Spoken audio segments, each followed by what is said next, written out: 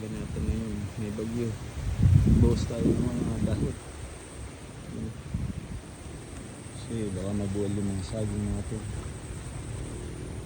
Saka nag-plastic na rin. Okay pa yung plastic. Yung mga nakatali na. Ayan. Sprayin muna yun bago yung plastic.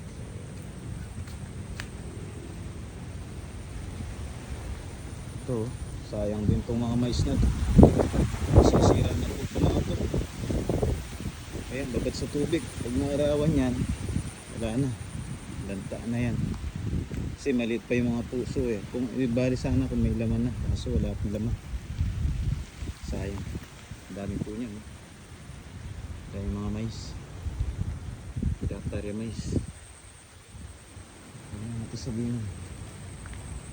Baka na napanagsin natin. Yan po, baha. Baha din po yung mga sagingan natin. Pinapump po namin. Kaso malaki na ang tubig, halos pantay na. Ano po yung tubig? Pinapump po. Para mabawasan yung tubig sa loob.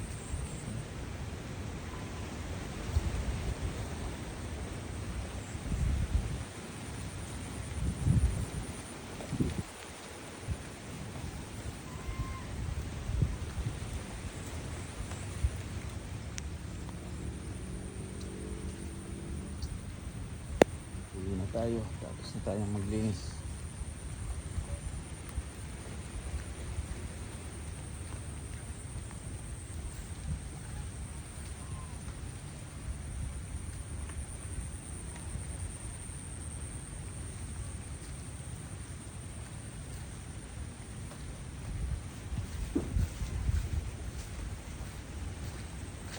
Dami na ng puso si Utol sa Sabado. May mga puso na naman lumabas.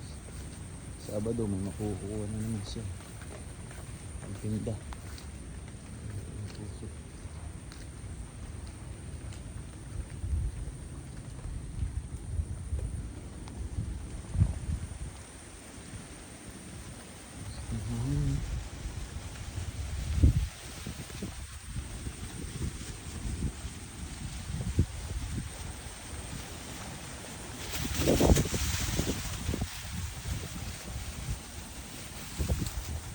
Po yung mga dahon, kapal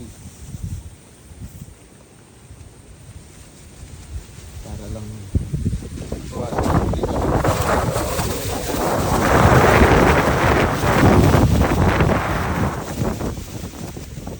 makapal po ang dahon yan, buwan po yan.